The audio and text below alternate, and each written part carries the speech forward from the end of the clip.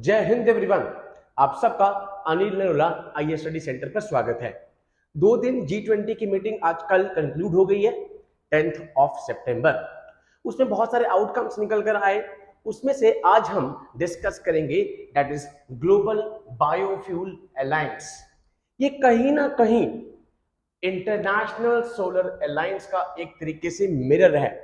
International solar alliance 2015 यहाँ पर corp की जब मीटिंग थी, इंडिया और फ्रांस ने यहाँ पर इनिशिएटिव लिया था to harness the solar energy. Same तरीके से इस बार G20 में यहाँ पर मोदी जी ने यहाँ पर इसको इनिशिएट करवाया, ग्लोबल बायोफ्यूल अलायंस। बायोफ्यूल एक रिन्यूएबल फ्यूल है जो कि बायोमास से डिराइव किया जाता है। For example plants, agricultural, domestic या इंडस्ट्रियल वेस्ट से, एंड इसको क्लीनर माना जाता है then the conventional fossil fuel. आज हम डिस्कस करेंगे कि किस तरीके से ये बायोफ्यूल अलायंस चलेगा, क्या क्या इनिशिएटिव्स लिए गए हैं, and India at present already कौन कौन सी पॉलिसी को फॉलो कर रहा था, and why this global biofuel alliance is important for India.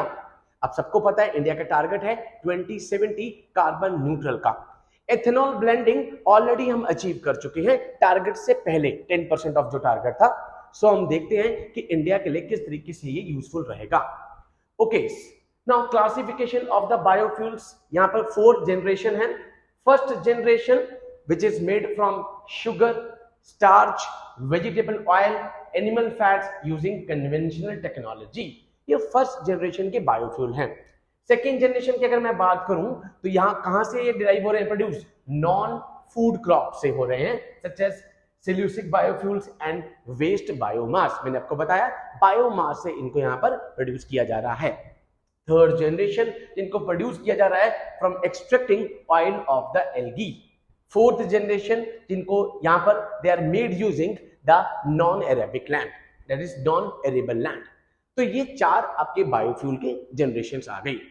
अब हम डिस्कस करेंगे वन बाय वन बायोफ्यूल। पहले डेफिनेशन क्या है बायोफ्यूल की, बिल्कुल अगर मैं क्लीन यहां पर सिंपल सी डेफिनेशन बताऊं तो ये रिन्यूएबल फ्यूल्स हैं। रिन्यूएबल फ्यूल्स हैं which is derived from biomass, that is plants, agriculture, animal, domestic and the industrial bio waste. इससे यहां पर ये डिराइव हो रहे हैं। Okay, they are significantly cleaner than the conventional fossil fuels। जैसे कि मैंने स्टार्टिंग में ही बताया, they are considered as cleaner than the conventional fossil fuels। तो ये थी हमारे पास बेसिक डेफिनेशन बायोफ्यूल की। 4 जनरेशन हो गई एंड दिस डेफिनेशन। नाउ अभी क्या क्या G20 में है उसको डिस्कस करते हैं। It was first announced in Feb 2023 by India with Brazil and USA. India, Brazil, USA. आपने देखा कि आज जब सुबह ब्राजील के यहाँ पर प्रेसिडेंट जब जा रहे थे, उन्होंने कहा कि नेक्स्ट टाइम जब मीटिंग होगी G20 की ब्राजील में, हमारा एम रहेगा पर एनर्जी ट्रांजिशन पर, इन इक्वालिटी पर। चलो इन इक्वालिटी को हम अभी अलग रखते हैं, एनर्जी ट्रांजिशन पर, क्लीन एनर्जी पर। ये उन्होंने कहा नेक्स्ट G20 में हमारा थीम रहेगा। तो इंडिया, ब्राजील और यूएसए का यहाँ पर ये इनिशिएटिव था एक तरीके से फरवरी 2023 का। Leading because they are leading biofuel producer and consumers. अगर मैं आपको पिक्चर्स में यहाँ पे बताऊं तो यहाँ पर Argentina, Bangladesh, Brazil, India, Italy, Mauritius, south Africa, UAE, USA. Global biofuel alliance जिसमें ऑब्जर्वर कंट्रीज कनाडा और सिंगापुर थे।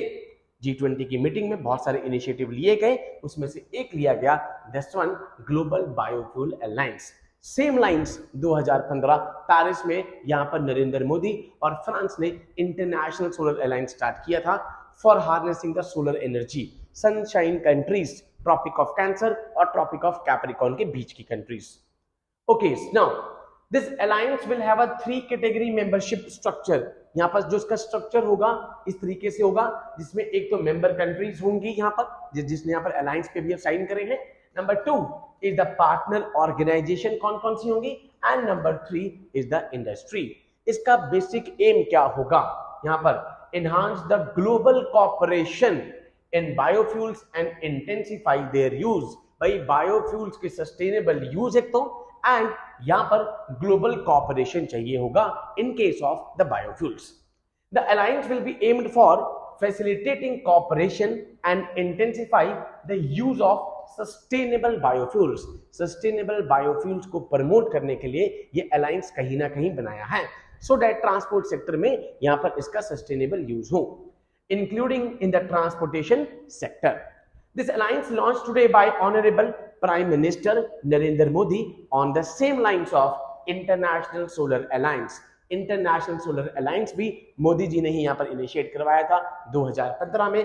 कहीं ना कहीं यहाँ पर ये 2015 के भारत और फ्रांस के इंटरनेशनल सोलर अलायंस को कहीं ना कहीं मिरर दे रहा है। सेम लाइंस पर ये ग्लोबल बायोफ्यूल अलायंस लाया गया है to bring clean and affordable solar energy within the reach of all, so that यहाँ पर क्लीन एनर्जी को प्रमोट किया जा सके। Okay, why it is significant for India? India के लिए क्यों इंपॉर्टेंट है? इनिशिएट करवाया अगर प्राइम मिनिस्टर साहब ने, क्वाइट ऑब्वियस है, कुछ ना कुछ सोच के करवाया है कि इंडिया के लिए भी यहाँ पर ये इंपॉर्टेंट है। Number 1, carbon neutral bye 2070। आप सबको पता है हर साल कॉप की मीटिंग होती है, conference of parties, last time Egypt में होके हटी है, एंड इसमें इंडिया का टारगेट है कि वो कार्बन न्यूट्रल हो जाएगा बाय 2070। क्वाइट ऑब्वियस है, ग्रीन हाउस गैसेस इमिशंस को रोकना होगा यहाँ पर, ठीक है। तो यहाँ पर इस तरीके से हमारे लिए ये बहुत जो अलायंस है इंपॉर्टेंट हो जाता है। Number 2, last year in the month of June India achieve the target of 10% of ethanol blending in petrol. मैंने जैसे स्टार्टिंग में आपको बताया, last year India ethanol blending का टारगेट भी अचीव कर लेता है। India achieved it's target months ahead of the targeted timeline. 2022 की नवंबर टाइमलाइन थी, उससे पहले ही इंडिया ने इसको अचीव कर लिया। Number 3, India is the third largest consumer and importer of the oil in the world. Third largest consumer है India यहाँ पर इसका ऑयल का इन द वर्ल्ड। तो क्वाइट ऑब्वियस है ये बायोफ्यूल अलायंस इंडिया के लिए वैसे ही बहुत इंपॉर्टेंट हो जाता है। Number 4, India wants to expand the use of biofuel in its transportation sector. India अपने ट्रांसपोर्टेशन सेक्टर में बायोफ्यूल को एक्सपेंड करना चाहता है, इसलिए ये हमारे लिए वैसे ही इंपॉर्टेंट हो जाता है। इंडिया, यूएसए, ब्राजील, मैंने आपको बताया जिन्होंने इनिशियली फरवरी 2023 में इसको स्टार्ट करवाया था, account for total 85% of the global ethanol production. तीनों कंट्री मिलके 85% यहाँ पर क्या कर रहे हैं, ethanol production, with the US holding 55% share, followed by the Brazil 27, India 3%. Quite obvious है, तीनों ही मेजर कंट्रीज हैं, प्रोड्यूसर एंड द कंज्यूमर। तो ये ग्लोबल बायोफ्यूल अलायंस इंपॉर्टेंट हो जाता है इंडिया के लिए। इंडिया ने अपने नेशनल लेवल पे इसके लिए क्या क्या इनिशिएटिव्स लिए हुए हैं वो देख लेते हैं हम। Number 1, national policy on biofuels 2018, जिसको लेटर ऑन 2022 में अमेंड किया गया। Repurpose used cooking oil यहाँ पर by the FSSAI in 2018। ये स्कीम मिनिस्ट्री ऑफ जल शक्ति की, that is the गोबर scheme, galvanizing organic bio agro resources, that is धन स्कीम 2018। ये तो एट प्रेजेंट भी अभी न्यूज में चल रही है। प्रधानमंत्री जैव ईंधन वातावरण अनुकूल फसल निवारण योजना 2019। ये 4 ऑलरेडी नेशनल लेवल पर भारत सरकार के इनिशिएटिव्स चल रहे हैं। एंड उसके बाद अब देखते हैं ग्लोबल बायोफ्यूल अलायंस की यहाँ पर सारी कंट्रीज मिलकर आई हैं, किस तरीके से ये आगे चलता है। तो ग्लोबल बायोफ्यूल अलायंस यहाँ पर इंडिया के लिए बहुत इंपॉर्टेंट अलायंस है, एंड ये बहुत अच्छा इनिशिएटिव भी है जो प्राइम मिनिस्टर साहब ने यहाँ पे लिया कल। सो G20 में मोटे मोटे पॉइंट्स निकल कर आए हैं, एक कॉरिडोर भी निकल कर आया है, उसको भी हम अगले सेशन में मोस्ट प्रोबेबली डिस्कस करेंगे। India middle east Europe corridor बहुत इंपॉर्टेंट कॉरिडोर है, जो कि चाइना के BRI यहाँ को काउंटर करने जाएगा, एंड जो चाइना का CPEC था, चाइना पाकिस्तान इकोनॉमिक कॉरिडोर, कहीं ना कहीं उसको यहाँ पर धक्का लगेगा। सो जल्दी ही हम उसको भी यहाँ पे डिस्कस करेंगे, that is India middle east Europe corridor. I hope आप सबको ग्लोबल बायोफ्यूल अलायंस अच्छे से समझ में आ गया होगा। चारों मैंने कैटेगरीज आपको बता दी हैं कि कौन से 4 जनरेशन बायोफ्यूल्स हैं, एंड इंडिया के नेशनल लेवल पे कौन कौन से इनिशिएटिव्स हैं वो भी मैंने आपको बता दिया। So with these words I conclude my today session. Jai Hind to all, take care.